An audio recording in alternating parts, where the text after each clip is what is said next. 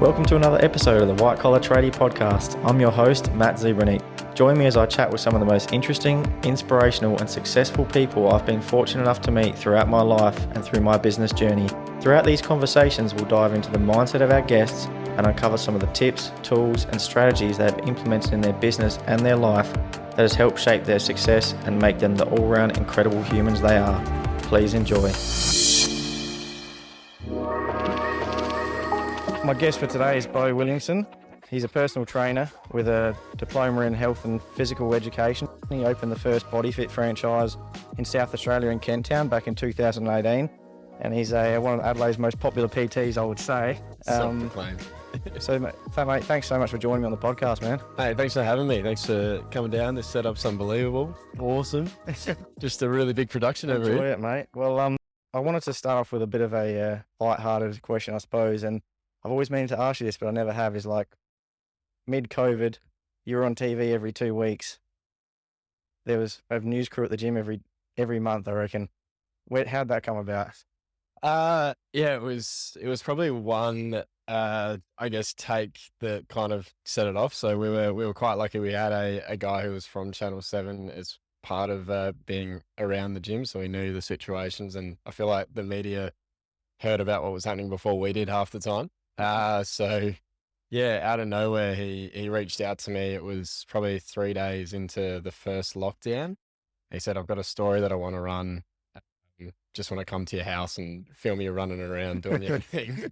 Show me what you've pivoted to." Yeah. And I said, "Hey, what's the harm? Why not?" And it went national. So I think it went to Sydney and it blew up. Yeah. And Yeah? then it was every couple of days from that day. It was the advertiser, Channel 9, Channel Yeah. 7. Basically, they need a flog to stand in front of the screen and talk. And Oh, if you follow me on Instagram, you know that one of the biggest vlogs going around. So it was probably pretty easy to find. nah, mate, don't talk down to yourself Yeah, like that. You're a that's it. gun. Has the COVID, just quickly, has the COVID sort of chilled a bit now in the gyms, or? Yeah. The funny thing was, it was never a massive, like, I guess when you didn't know what it was before the wave came. And I think that was probably the end of last year from memory when the cricket was on and it really hit when Yeah. everyone had it.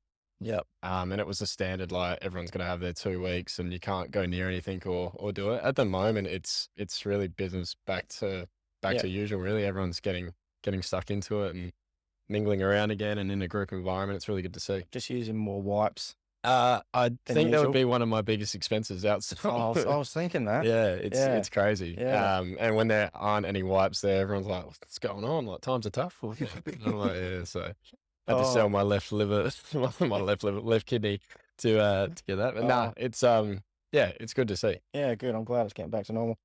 As a personal trainer, mate, your career is based around helping other people reach their goals. And I'd love for you to understand like what it means to you and the satisfaction you get around like your clients meeting their potential when you're helping them towards that. It's such a deep question. I love that. For me, it was something that I guess started in me when I was really young. I've always loved helping people in general. So when I finished school, I think like anyone, you don't really know what you're going to fall into, and I was no good at picking up tools or anything. So I kind of thought, why don't I run with this whole like making people feel good thing? Mm-hmm.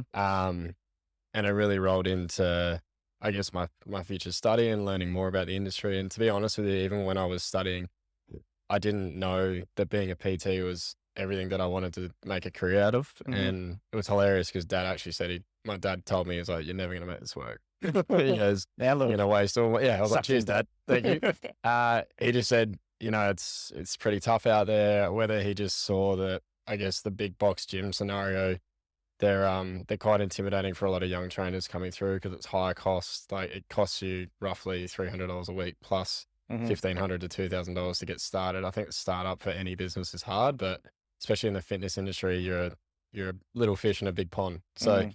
for me, going back to what I get out of it, it's fulfilling. It's so fulfilling seeing someone not only achieve their goals, crack milestones, stay with something for longevity. I think just bettering people's lives is something that I always go back to. How good's that I can Yeah. make such an impact. Yeah, it must be so good every day to know, yeah, you are making an impact on people. Yeah. It's Um, awesome. I think you started your fitness career in 2009. Done Is some that right? research. Yes, it was under TWCT 2009, and I got Yeah. my first gig at Fitness First around 2009, 2010. Yeah. And in that period of time was when social media pretty much just kicked off, really. How you've seen social media change the fitness industry over that period from 2009 to 2023, I guess maybe from a business standpoint, how you have to do business, but also the clients, how Mm. are they Responding affected to it as by it well. and sort of, It's necessary evil, I think, at the moment. When every business starts, it's the first thing you think of is how am I going to market mm, myself? And from a business standpoint, if you don't have I guess a social media platform in general, it's not about having a following. Your following could be 100 people, but if those 100 people are engaged, mm, then it's going to convert into a better business scenario. So the change from 2009, it was just about, I guess, taking a bit of a leap at the start. Like I didn't know that social media was going to be the thing that really skyrocketed any business that you do. But nowadays, I don't think you could go around and see mm, that anyone wasn't on there. It's the first thing, like I said, you always bring up Facebook, Instagram, yeah, all that sort of stuff. So I say necessary evil because then on the hindsight, it's also a really big space for anyone just to put out anything. So in the mm, fitness industry, especially, it's every trainer you go to will have a different bit of sauce that they'll give you. yeah, And it allows people to have free speech and to be able to mm, get their point across, which I absolutely love, but it also means there's a lot of misinformation out there. yeah, So that's kind of my point around the necessary evil is that, God's word or the Bible that, you're going to live by just because you watched the TikTok while you were, mm, mm, busy. I don't think people really understand the concept of that and how hard hitting it is, like affecting a lot of young people, especially, but it's like, it's everywhere. It's in your would, face. would you have any advice to anybody who, like, how to cut that Yeah. you see? I mean, it's all about trust, right? I Yeah, think it's the whole reason that I'm sitting here in front of you now is when you trust people and you want to spend time in it, that's when you should really take the advice that you give or mm, mm, um, probably listen full wholeheartedly. Don't just take everything you read or see and, you wouldn't go and Google your symptoms yeah, to then go, the doctor said this. So for me, it's just like do your research, spend the time to actually trust and maybe ask the hard hitting questions to the people or the business that you want to go and see mm, from, but just be mindful that not everything you get told is, yeah, exactly that. yeah, definitely. Now, I know you do a bit of work. You're pretty passionate about like male body image, and quite a few things. But I wanted to touch on this: is what advice would you have to any like adolescent or young adult males, especially that are finding that they're just comparing themselves flat out to that typical influencer you see online with the chiseled abs, and a lot of these bodies that they are forced on them daily on social media. Yeah, Extreme. yeah, Yeah. extreme, not necessarily very attainable, Hmm. or realistic. And I think it's important for these people to sometimes know that, these guys might be dedicating literally their whole life to looking like that. Yeah. Do you have any advice to these young fellas who are, because it is a big thing at the moment? It's huge. If, My main advice is exactly what you just said, that comparison is, again, just something that can really eat you up. So you should only really be focusing on you and what you can control. And that's, seeing yourself in a better view and talking to yourself differently and avoiding, you're never going to be able to completely avoid it being in your face. mm, It's almost like fitness means abs at the yeah, moment, yeah, which goes back to what I said before about necessary evil. I love that it's got the ability for anyone to come out and say what they want, but it just means that there's a standard that I don't think needs to be met all the time. So yeah, mm, for a younger person coming through, like I always found sport was fantastic because you're surrounded by other people. I think if you're doing an individual sort of thing, whether it's a bodybuilder or even you think about a golfer, like you've got to have a team of people around you. mm, mm, Even though you're seeing the end product of the bodybuilder on stage, there's been a lot yeah, of work that's a good behind point. that. So surrounding yourself with the right people, you are basically a reflection of the five people you spend your time with. Mm, So voice those concerns and talk to the people that you're close to about these things that you're having. I can't name a time when I was a teenager that I went to my mates and said, guys, like, I'm really struggling with how skinny I am yeah, because it's embarrassing. It's, you feel demeaning in a way. You feel like you're not enough. mm-hmm, And I was always that kid personally growing up where I always wanted to be bigger, Mm-hmm. wanted to, be like the kid that was getting picked first when they're playing footy Yeah, and that sort of thing. I think everyone wants that in a really weird way, but definitely. my advice is that it doesn't matter. Like Mm, none of that means anything. mm, If it's not going to bother you for 5 minutes, like, yeah. just let it go. And also on the flip side with the girls, I suppose, man, is I see it from, I'm not frequenting the gym anywhere near like what you are, but geez, I can just feel the pressure, like Oh, that massive. the social. I will get off the social media soon, but just I feel like the social media, just the pressure they're under, Yeah, to look like crazy good it's at the crazy. gym, and it's how you finding that within the It's gym environment? pretty heartbreaking to see and to be open and experienced to. It's great that there is, as much as there's so much what I would call negativity around it, there's a lot of positive Mm, steps as well. And it's just about having, following the right people. I think if you follow people that probably encourage a lifestyle that is just abs and only eating well and yeah. not going out and having a drink on the weekend or having a cheat meal, and Mm, that's just thrusted in your face all the time, or if it's different businesses that are just selling a product and the mm, product's always going to have an image or a video of someone really hot attached to it yeah. that's, Yeah. fit as, like you said, they could have trained for years for that. And you might just be starting your fitness journey, and the Yeah. pressure and just the stress that they put themselves under. And stress is actually the biggest reason for high cortisol. High cortisol prevents you from building lean muscle and burning body fat. Really? So it's Wow. hilarious when you actually break down a cycle of like, you come to the gym to work out, Yeah. you stress yourself out Yeah. by external factors, life, let Mm, alone just coming here. And then you can't actually achieve the results you want from coming to the gym because mm. you've got these other things that are Yeah, it's weighing you crazy. down. So it's pretty crazy when you think Yeah. of it that way. And it sounds like from what you said then that it's important for you, for your clients, and to have a balance. When you said like people, they feel like they can't even go out and have a drink with their friends. Mm. So how would you speak to, finding that balance between, you know, keep being in the gym, Yep. but also like you got to enjoy yourself. Yeah. I'm a 5 and 2 kind of guy. 5 and 2 with your fruit and veg, and 5 and 2 with behave 5 days a week, be a bit naughty for two. Yeah. Yeah.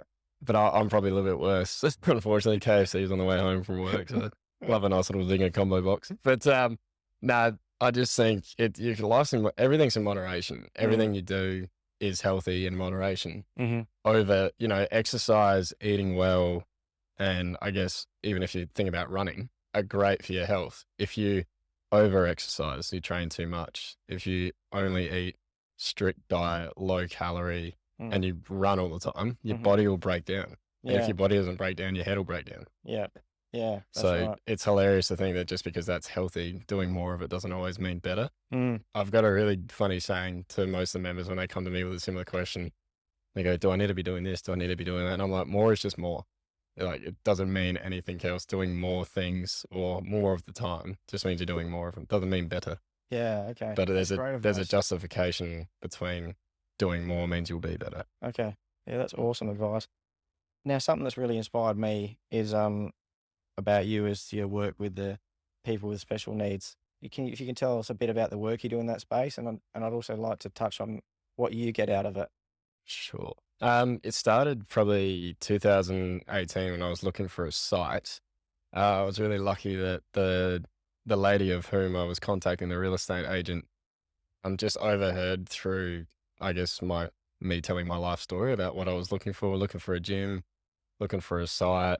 I just in the past mentioned when I did my diploma, I did a 6-week course of working with kids with special needs at Mulberry Special School, actually. Hmm. And when I said that, her son suffered from global development delay. So she goes, "Do you know what? We're actually looking for Angus to be able to come and get into a gym and to take the next step with his fitness journey because he hadn't really done any of that." And it went from, once a week to twice a week to Mm, he's been training with me for 4.5 years now. yeah. And then he's the reason I do the work I do now with, I think I've had 6 clients on the books at one time with a school doing 2 days a week as well, and some potential more work in the pipeline. Um, he's amazing. Mm, Went to his birthday, went to his graduation. We're mates, and he comes in, he tries his little heart out, and he gets to be around the boys, which it's a big thing about community and just making it like a normality in their life that they just get to go to the gym. Mm. So when I started seeing that, I was like, I want to be able to do this with more people. Like, everyone's only got so many hours in a day, and I've only got so many clients that I can see. So right now it's a bit of I would say it's a learning curve for me. Like, I am really trying to understand where I could take it, where it could go, and reaching out to everyone who I need to within the network of working with kids with disabilities. And there's a massive gap in the market. And having my own son going through the process of getting speech therapy, going to see an OT, it really opens you up to just how special therapy is. And if I can provide some sort of therapy in a space that I'm still learning in, like, that's why I do it, is just the joy that you get from the clients' faces. Is Angus, did you say? Yeah. What has Angus taught you? Anything that you could Oh, so many things. put into your life? Patience. Patience is the biggest thing. Perseverance. And I've never seen a day that he's upset. So he walks in with a smile, he leaves with a smile. He'll be doing an exercise smiling, which for most people is pretty hard to do. Things we take for granted, though. Yeah, like literally little things. And he's had, like, no one would know. He had his one of his legs was longer than the other. So he had like a full proper surgery. He was in a boot, like, and he still came to the gym and and still moved. And he was still here, just like chopping along. And even if he couldn't train, he'd come and sit in a chair and just watch. And I was like, this is a massive part of his day, his week, his life. Every time he sees a body fit now, because there's more open around Adelaide, he's like, Bowie. Like, his mum used to tell me he'd wake up on Friday, and Fridays were our sessions, and he'd wake up and he's like, Bowie today? She's like, yes, mate, we're going to see Bowie. So I think it's pretty cool. Yeah. My wife, just quickly, my wife Xavier works with special needs kids at school a little bit. And that's probably the one thing she does always say to me, is that they just have the most, like, happy outlook. All of them, they're just generally always just happy. And it makes you think, like, why am I sweating the small stuff? You know, like, these kids are just so happy. Right? So yeah, massively. It's huge. Totally different question now. Everyone, I get interested in these sort of things because I have to lead people, you know what I mean, in my line of work. So everyone responds differently, to different styles of coaching. Some people like to be just told, like, man up and just do it, and other people need a bit more empathy in the way that you have to get the best out of them. So I wanted to ask you, like, how do you sort of look at that and build that into your environment, where you have to, you learn what makes everyone tick, and you know what I mean? Do you think about this sort of stuff? Yeah, massively, all the time, especially working with staff as well. You always want to give the staff as many tools as you can to make their journey here and their time with us as easy as it can as well, because you're working with up to 200, 250 people that might be coming through your doors throughout the week. And you're exactly right. Not everyone responds the same. So you can't be David Goggins to someone who's just had a horrible day at work and been yelled at. The answer to that question, though, is, the amount of work that goes into it is huge, but I've stuffed up that many times I guess you only learn from failing most of the time. So said the wrong thing, pushed the wrong person in the wrong way, had things not go wrong, but, like, someone's had a really hard day. You can tell they're on the brink of tears, and without you knowing, you just walk up and yelling at their face to go harder when they're probably going as hard as they can. I've seen the outcomes of that. So over my 13-year journey, I guess you just become a time where you go, again, what you said before, like, sometimes you don't need to push people to that level. There are some people that love it, and you can generally pick it up really quickly. The ones that love it, crave it, and want it, and you just focus on doing that style with that person. But the ones that need the TLC, a little bit of extra care, it's just a hope that hopefully through a network, through your trainers and coaches or the people that work with you, you can educate that everyone's different and people respond differently to so many things. I know for me, I'm super, like, eye-based from the disc scale. So what that means is you flash something shiny in front of me and I'm like, my eyes light up, right? But if you come down, and I remember growing up through footy, it's all do this, do that. You need to hit this amount, this target. And a lot of the boys respond really well to that. But I actually struggled with it hugely. So I was always self-doubt, self-worth, negative, not because I wanted to be, but just because I just found the points that I was shit at and I only focused on them and didn't worry about the positives. Okay. Yeah. So you develop a bit of a skill, I suppose, Yeah. in reading people Yeah. over time as a trainer, for sure. Massively. Yeah. Yeah. People are really amazing, creatures when you actually think about it. And yeah, I get blown away every day by the amount of people you can meet, and just by being an open book yourself as well. I think it goes back to that trust building, right? Mm-hmm. So the minute that you can build trust with someone and they trust you, you can say anything as long as the manner is polite and observing. Hopefully, then they go on to get the best out of themselves. This is a selfish question because it's probably based around myself, actually. I love this. But who have like a lot going on in their life, business, kids, just some advice for them to just make the first step in getting healthier. Because like one thing I've noticed with the people that I hang around now in the business space is like I'd like to think I've coined the term, but someone else would have done it before. Is a business body. Yep. Like there's like the dad bod. Yep. There's also like the business bod, man. Yep. I'm telling you, and I've We're got in there. one. And so you got any advice for those sort of people that just really struggle to sort of like prioritize their health? Yeah, I think it does come down to where you're putting your time, and wherever you put the most time, wherever you water the grass the most is where it's going to grow the most. So if your health and your mental space and anything else along with it is not suffering, but if you feel like it's not where you'd like it to be, the more understanding that you have around, you're in complete control of the time that you spend in it, and understanding that when it comes down to the hour, it's not about the hour of the day that you go into the gym. I say this to people all the time. There are the others, flip the coin on the other side. You've got the people that want to train 2 to 3 hours a day and I want to go 7 days a week. And it goes back to, it's a lot more than what the everyday punter would do. But really, I think the average Australian probably averages around 3 to 4 days a week, like tops. I know with BFT, it's most members will average 3 to 4 sessions a week. Sessions go for 50 minutes. Yep. That 15-minute session that you're there at the gym, yes, you're building muscle, yes, you're burning body fat, but it doesn't actually happen in there. It happens over consistency through time. And all the best jobs take the longest amount of time. So it's for me, it's just more trying to educate people around just taking the first step is the hardest. And when you do it, you're going to feel uncomfortable. But if you always do things that you've always done, you'll get the result you always have. Yeah. So I think sometimes it's how big's the carrot in front of you, like what's actually in front of you that makes you want to change whatever it is, whether it's a lifestyle, if it's you're not happy with a certain thing about your body or that. It's also a bit about being comfortable in your skin because you actually perform better as well. There's a massive study that was done on like even people lifting a heavy weight, for an example, which everyone always says to me, what weight do I do? That's the first question I get all the time. Yeah. The times that they lift the most aren't the times when they've been training for 12 weeks and they're ready to go. It's when they feel comfortable, when they feel safe. If they feel comfortable and safe in an environment, they'll lift heavier and therefore get better results because of that reason. So wow, that's really it's pretty crazy. Awesome. So getting back to that, it's like everyone's going to have a different fit. The fit might be BFT, it might be caked Pilates, it might be something completely different. Everyone's going to have a different version that they're going to want to go and give a try of, and whether it's PT or just going to the gym and following suit. My main advice is follow a program because, like anything, if you've got a program, you get there quicker. You could go and exercise randomly in a 24/7 gym with nothing, you can literally go online and download a workout plan in the space of 10 seconds if you wanted to. Yeah. But you could just walk in, have no structure, no planning, just start lifting weights, moving machines. You'll get a result.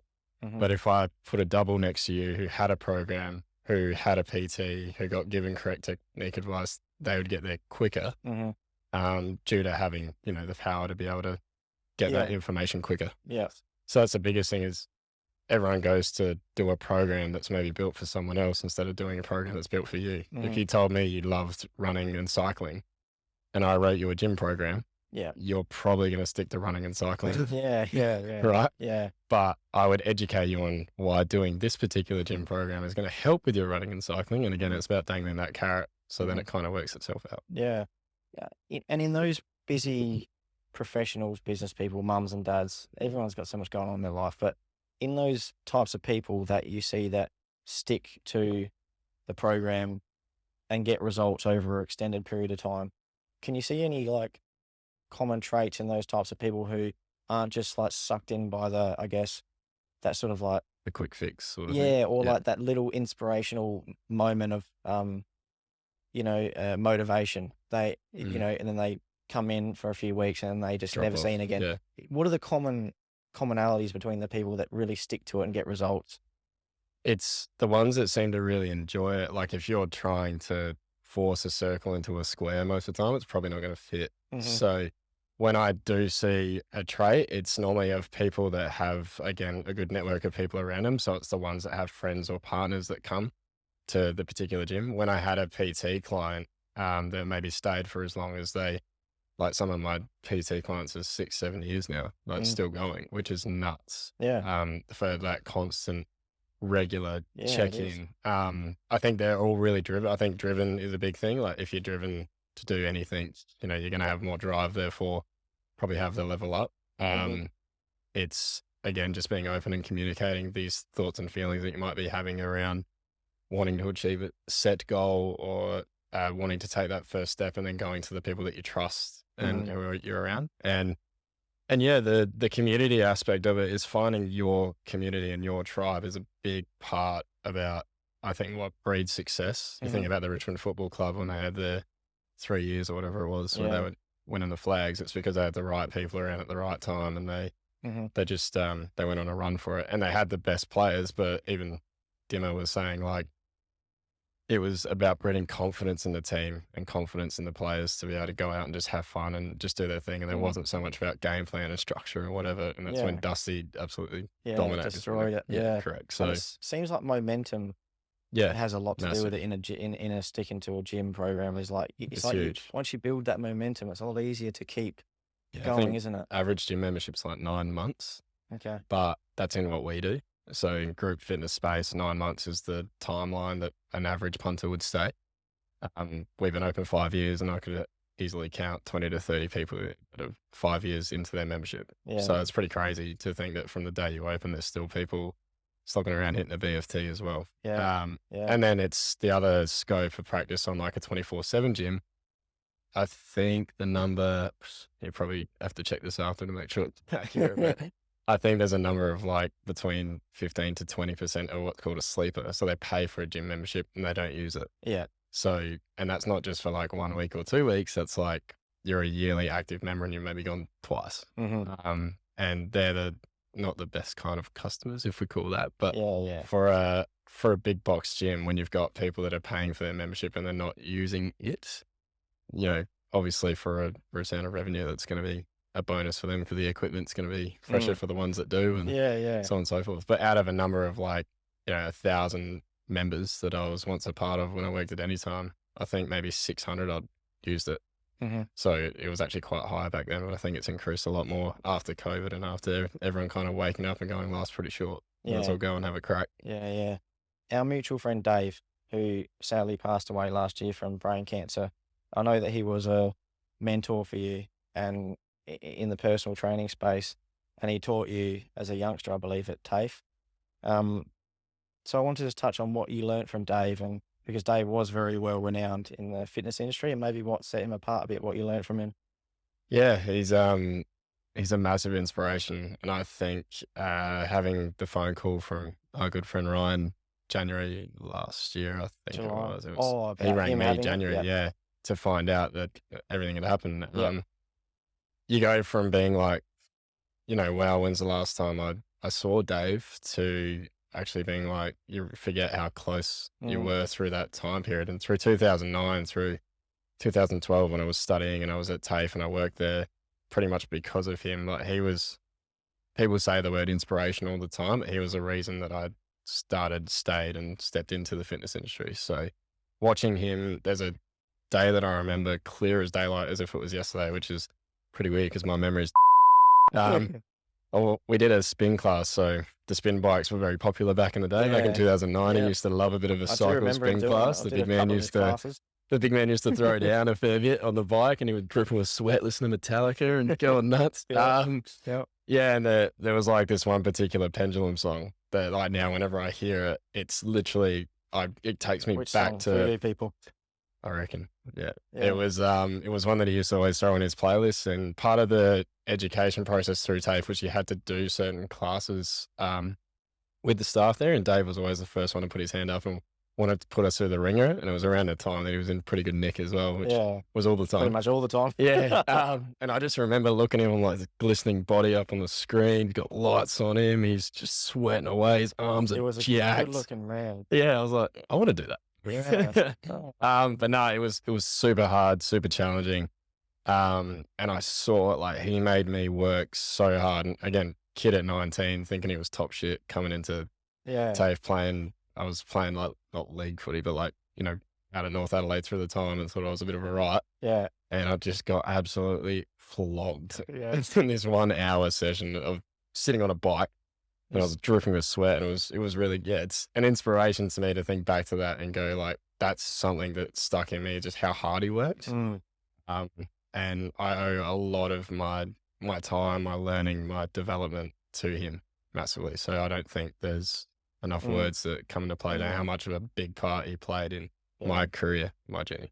You organised, which was unbelievable. The fundraiser we had here for him, and at the time, I think on that day you did like 1,600 burpees. Yes. Right. Yeah. So I guess my question around that is, you have done some pretty crazy feats, like, you know, running a marathon on 3 days' notice, these types of things. And I wanted to get into the mindset a little bit of someone like as an elite athlete, like I would say you are. Is where is your mind going? Like, what is your self-talk? What's happening in your brain when you're doing those 1,600 burpees and your mind and body is just like, Beau, stop. Like, what's happening in your brain? What are you saying to yourself? During, I guess, the 3 hardest ones that I've done, where the marathon was one of the hardest things I've ever done in my entire life. The burpees, I was beating myself up probably more than probably a few words I can't actually say on the mic to myself there. Whatever you want. It was actually like really confronting, just being in a space where you know that you have to finish something. It's the first time I've been in those. I love getting uncomfortable, as weird as that sounds, because I'm a bloke that, you know, like we've talked about, goes through anxiety and self-doubt and whatever. But when I get uncomfortable, you learn a lot about yourself. Yeah. And I found it super humbling. I did 2022 hip switches when I just come off the back of COVID in January 2022. It was my first workout. So hip switch, roughly, to give you an idea, you might get out 20 in a minute if you're holding a decent pace. I was breaking them down into blocks of 10 because my hips were good. Yeah. But it took me 2.5 hours, I think, 2 hours, 40 minutes to do that. That was like just being by myself in my head. It's hard to say exactly what goes through. It's just like, don't stop, next step. And I think the next step is one thing I kept saying, especially with the marathon, with running. Everything hurts, blisters. I had a backpack on, which I didn't wear a t-shirt shock before, and my back was like shredded, getting cuts and that sort of thing on it. And I just kept thinking one more step. And to be honest with you, the stuff that has led back to Dave, it meant a lot more. And I meant, like, nothing I do within that 1 hour, 2 hour, 3 hours, however long it takes you to do something, nothing will compare to what someone who's battled with brain cancer or that's suffered an illness like Dave had to go through, goes through. Yeah. And that is something that drove and has driven me heaps since losing it. I don't know if you remember at his funeral, but I think it might have been Chloe or Dave's sister who said, like, every time you go for a run, you should think about Dave. Yep. And I do that when things get hard. I'm thinking about Dave, you know, and so it's hard to talk about. But, yeah, it is. Now, do you have any, like, you spoke about Body Fit, and I've just started doing a bit of work with Body Fit. About time. They wanted me to come on as the advertiser. No, as an influencer. Self-proclaimed.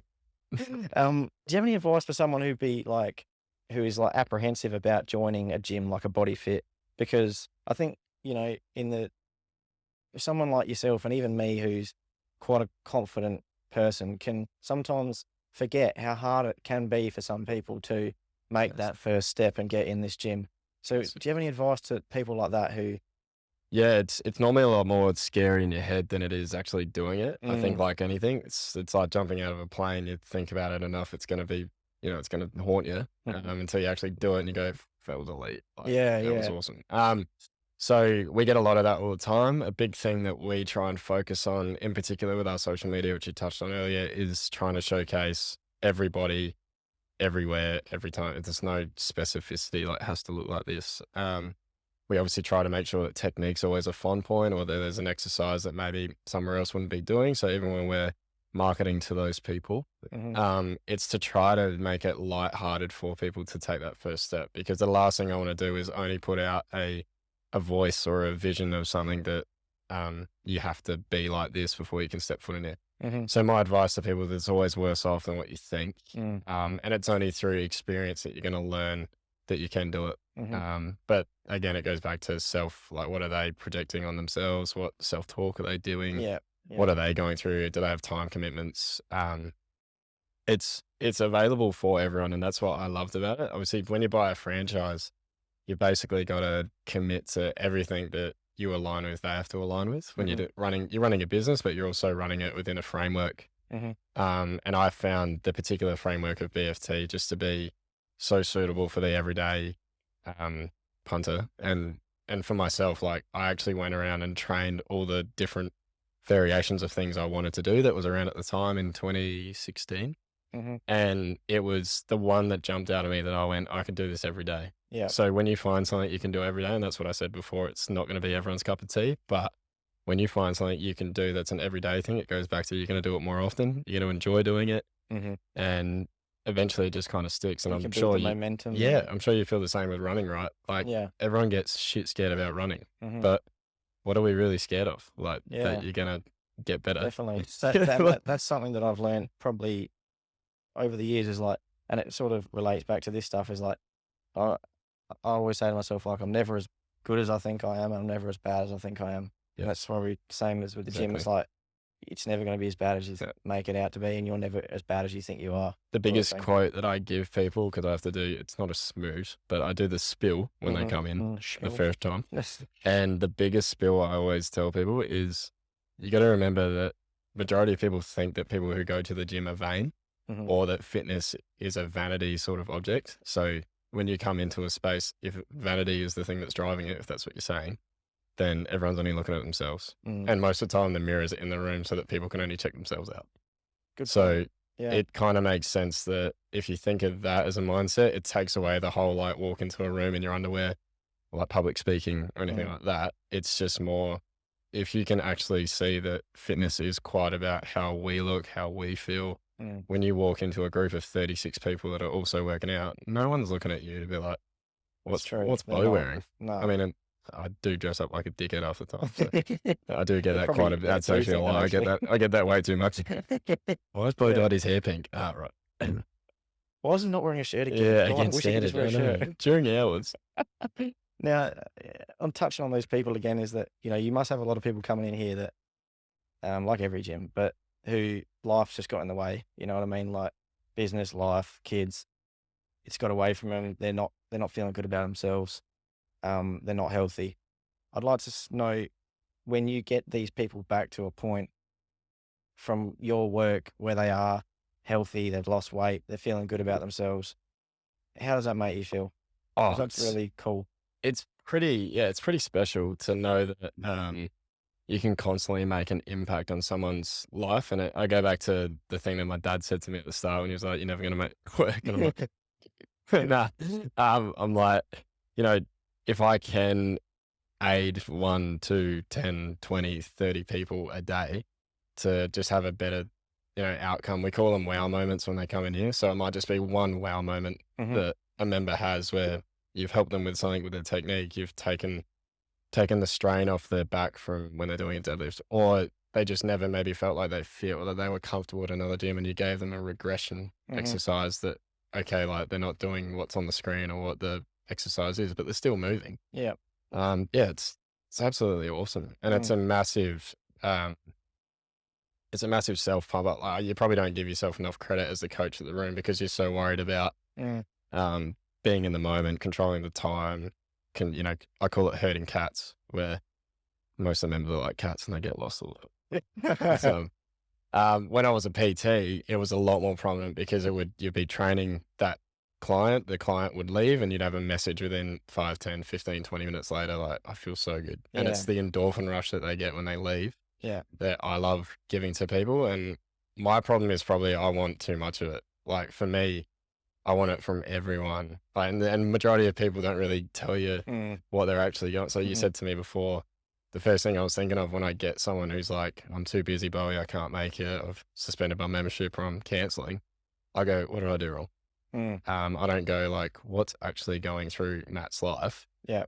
to make him need to stop this? I immediately put myself at fault. I Mhm. don't know whether it's a business owner sort of It thing or is. whether it's It like a definitely is. client relation sort of thing, but you always think you could be doing more. Mhm. So to any other coaches out there that maybe might be potentially listening or overhear it, it's like, don't be so hard on yourself and know that everyone's going through their own shit. Yeah. That's good Sure. advice because it's so true. And that is a business owner thing, I'd say. Mm. Yeah, there is heaps of different styles of training. Obviously, you got like, God, CrossFit, normal weights, running, cycling.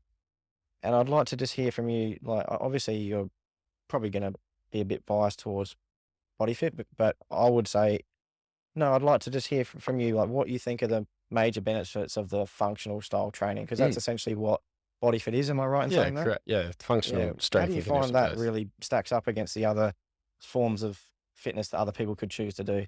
It's a complete the complete well-rounded program is what I kind of put it down to. If you're getting something that's hitting your legs, your upper body, your cardio, your conditioning, I think you're nailing it. Mm. There's also got to be some recovery, and like I think rest is such a big thing where it's like sleep when you're dead and all Yeah. that sort of stuff. But sometimes doing a light walk or doing use the term Pilates, but Pilates can actually be super challenging for those that have Yeah. gone and done it on your I do it core every and your Saturday. muscles that you don't So use. hard. It's hectic. Yeah.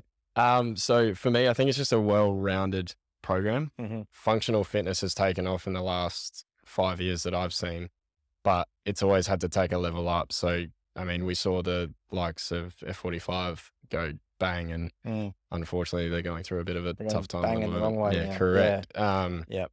So functional training, again, it goes back to what I said before, that fitness is such a, I guess, a term that a lot of people can come in and have an opinion of what's hot or what's not. I just think it's finding something that's well-rounded, that hits every different energy system and like has a bit of science behind it. Yeah. So some trackable methods and methodologies are also crucial when Mhm. you're making this decision. And then movement is movement. So whether it's body weight, whether it's weights, we don't just have deadlifts in a program all the time. If someone can't do a deadlift, then we obviously need to look at what we do for that person to modify it and to get them moving and Yeah. performing something that's going to hit similar muscle groups. So it's constantly finding something that works for you. And then, yeah, there are other things that come in are like timing, family, Mm. everything else Mhm. where life happens. So finding something suitable enough. We compare it to like PT in a group training environment. Yep. So PT went through like a really lull point. And I don't know whether it was COVID, but even when I was getting out of PT and going into group exercise, or what I would call this, or group fitness, Mhm. PT really started to drop. And I don't know if, you've met many people or if you've chatted to many over the last 5 years, but there's not that many like PTs still out there holding strong apart from the core group that I know, especially in Adelaide in particular. Mm. That have been doing it for so long that it's their livelihood and that they've put everything into it. Yeah. They're the ones that are still kicking through. I think COVID kind of cleaned out the people that maybe Mm. fell out of love with it, or for whatever reason, it might have been something that it was a passion project, but maybe it didn't uphold them the most of the time when the world just went Yeah. nah. Yeah. And you had to pivot to do something different. So yeah, getting back to that, I guess it's just hopefully the people that are struggling to find that routine or to find that special something, just find something that they're going to be able to do and stay consistent at and do more of. Mm. Because it's the whole thing about the person who loves running will run further than the person that has a destination of how far they need to run. Yeah. So I get it Right. all the time, like, oh, I want to run 10Ks. And the first thing that person's thinking about is running 10Ks. I'm like, Mhm. just run 2 Yeah. and Yeah. actually see what do it without your headphones and do it listening in your own Mm. head and your own voice. Yeah. And you learn pretty quick about yourself, what you need to put in front, that one foot in front of the other sort of thing. Mhm. Yeah, it's good. And just lastly on that, it's really good. I think the body fit sort of style is just good for busy Yeah. people, isn't it? It's like you don't have to think, you just rock up. It's all the science behind it, Yeah. it's all the programming All done. done. You just get told what to do and you leave. Everyone's time Like poor, that's right? the best part, That's it. about it. The body fit is like quite focused from my little knowledge about body fit, but on around the community side of things. So I'd like to just, if you could touch on how you find the community sort of feeling and sort of vibe in the body fit gym helps people succeed in their fitness and health. I always tell a story about how we've got a member who's 80, and I love that he could be in a class next to a 21-year-old doing the exact same exercise, probably modified a little bit for what the great man can and can't do. Yeah. But obviously, as we get older, there's more restraints. I just love the fact that you're bringing exercise and community as then the byproduct of that. So you bring just the different types of people you'll see, the people like we talked about that are really nervous and anxious about stepping foot into a gym next to someone who's highly, been doing it for ages, highly skilled, athletic build. You get AFL footballers come through all the time and that sort of stuff as an example, professional sport players, I should say. Yeah. And it's just so cool to see that you've just got one model or one mode that you're getting so many different people create, let alone every individual studio having its own little family / community base, where we had a function on the weekend where I know that over half of the people that went didn't know the other half of people in the room. So it's like the 5:30 a.m.s mix in with the 5:30 p.m.s and the 12:30s mix in with 6:30s. It's like, must be good to seeing see. that's pretty cool. Yeah. To still be going after 5 years. And it goes back to just watching people train with their friends is probably the last thing. So I know I enjoyed running the most when I had you and Ryan next to me and we were going to do some hills, not when I was by myself punching 100%. out 20Ks because I had to try and get fit. Yeah. So, Yeah. I mean, I enjoyed it more, so therefore I was like, I'm more prone to go and do that. Yeah. And therefore I will do it more often. And it's the same thing for us here. It's like you see the ones that message their friends and probably wear the same thing to the gym as each other and they come and do it. And it's pretty cool. Yeah. So, What, from a personal perspective, you're a machine. What diet are you sort of like sticking to? I guess I'd like to know what do you want the truth or do you want the... No, the truth. The We truth. need the truth. I don't and have never followed a diet. The only thing I would say that I follow is what I said to you before, that everything in maintenance and balance. I'm pretty much, I run off 3 coffees a day and a lot of pre-workout. Yes. And food that will hopefully have some sort of protein, bit of carbohydrates. I've actually got a really high fatty diet. I don't know why, if it's just what I enjoy, but there's been times where I've done the whole bodybuilder thing and the meal prep and you spend hours in the kitchen. And like I said to you before, there was a time when I was that guy that was trying to put on size and I was nearly 90 kilos and I'm only 78, 79 at the moment. And I was eating 8 slices of bread before I went to sleep every night because I just needed to hit X amount of calories. So I did the whole trackable stuff, everything like that. I tackle more of an approach now of trying to remain, like I said to you before, having good source of protein, high carbohydrate, because I probably struggle to actually get enough food in, if I'm honest. Yeah. And then I remember listening to a podcast from an influencer of sorts where they were just saying, like, if you need to get your X amount of calories in over 5 meals, then it looks like this. If you need to get it in over 2 meals, then it looks like this. It might be a lot of a bigger serving, but you just got to get it in. And when I understood that, the next thing that I always try and think of is, I used to say your body's like a car because you go and fill yourself up with petrol. If I want to train as hard as I enjoy training, then I can't be running off 3 coffees and no food until 4 o'clock and then expect that I'm going to go to the gym and perform. And everyone knows that feeling where you have either not enough food in your stomach or you've eaten too close to a time, just how off you feel and how you don't perform your best. So I try and eat for performance. Which is hilarious because I've got one of the worst diets that I would say known to man. Well, how about we just quickly change it up then and say, for the average punter, what would you, because there's so many bloody fad diets and ridiculous things you can do now. Is it just simple, clean eating, or what would you say? I think it's a healthy balance. Like, eating clean doesn't necessarily mean that you're going to get the results you want either. I think it's great if you can incorporate a lot of green vegetables and chicken and good protein into your diet and having a protein shake to supplement it when timing's poor. But from working a lot with people in a one-on-one space, but also in the group setting that we've been in, the ones that follow a particular plan, generally get the better results. So it goes back to what I said to you about the training, like just going into the gym and just swinging dumbbells around probably won't do too much. Yeah. But going to a gym that has a structured plan that you do legs Monday, back Tuesday, whatever, Yeah. they're the people that will generally see results quicker. And it goes down to, you're going to get results, how quickly do you want to get the results? And yeah, there's a lot of 8-week, 12-week, 3-week challenges. I don't even know. There's one around every corner these days. So finding the diet that works for you. There's intermittent fasting, there's keto, there's, like it's pretty overwhelming. Yeah, that's what So I mean, yeah. my advice to people is always the 5 and 2 rule that I gave, where as long as you're behaving for 5 and you misbehave for 2, that's cool. Your body will definitely start to feel it if you're not looking after it. So To listen to your body. listen to your body. If you feel like you're grumpy and you're down in the dumps and you're sour sob and all you've been eating is chicken and peas and, you know, feeling rubbish, then it's probably a sign that maybe that's not working just because you read it on a Google Doc that you had to go and do that to get shredded. Yeah, that's really good advice. So I Just think, listening to your body a bit just more. listen to your body and fuel it accordingly.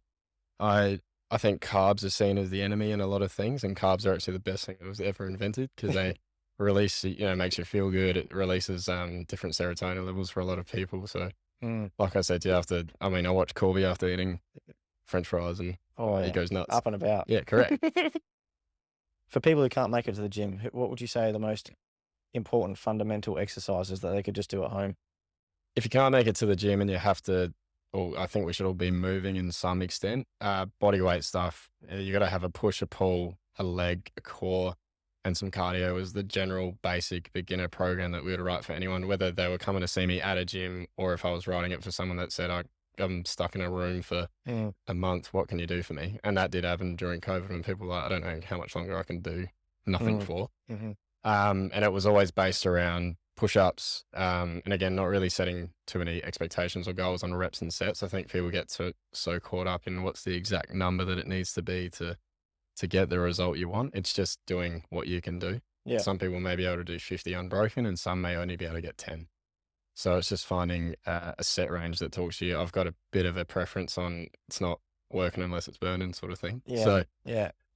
getting to that point of, I guess, fatigue and exhaustion is where you're going to definitely see results a little bit quicker. But a push up, pull up or pull is a bit harder because not everyone can just go and do chin ups and not everyone has a bar laying around that they can use. But trying to think about even using a towel for like some towel rows, or if they've got any sort of equipment known to, laying around the house that they can grab, set of dumbbells, dumbbell rows, fantastic.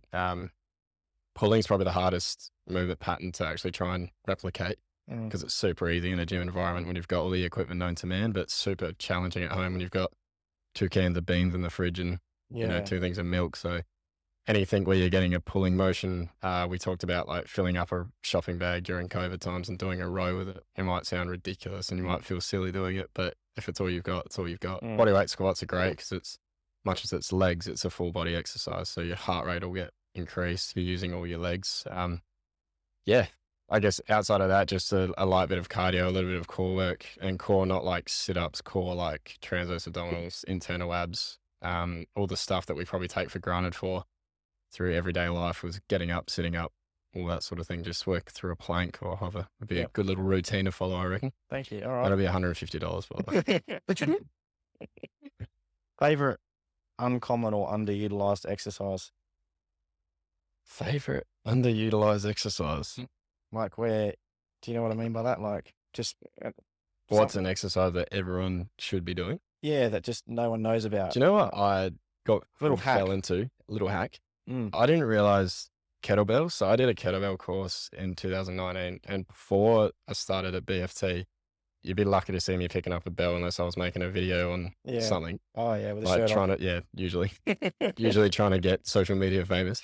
But anything with a kettlebell swing, kettlebell deadlift, they're so like universal and you can do so much with them. So it was the first thing I thought of when, again, going back to, we had to lock down, we had to, get some equipment and take it home. I had like a couple of different sets of kettlebells for hopefully retaining my strength. Yeah. But it's a lot easier to pull one of them into the car instead of loading the ski.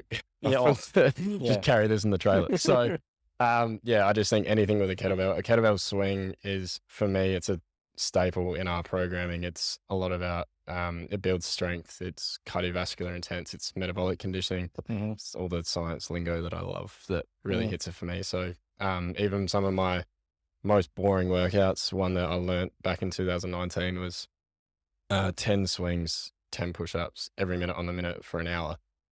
So it's 60 rounds, and it might, like, I could maybe knock it out in 20 to 30 seconds if I busted through it. So then you're standing around for 30 seconds doing nothing. But by the by the end, 60-minute mark, you're kind of happy for that little bit of rest that you do get. So Sometimes it's it just can that be the repetition. most basic Yeah, and that's what I mean. workouts. You have to overthink it, do you? No, it was one of the best, like, metabolic conditioning Yeah. exercises you burn. You could look at that on a whiteboard and be like, that Oh seems my God, boring and yeah. like it's doing Yeah. nothing, but actually, It's Yeah. really good, and it works your whole, and if you actually look at, like, what it's hitting, you think about a push-up is so easily missed, or people just go, "I can't do it." Mm. And I get all the kids to do push-ups when they come and see me for their PT sessions, all the special needs kids. So, Mhm. because I just think it's a fantastic exercise for those that can do it without any injury or illness, to just really get the whole body moving. Okay.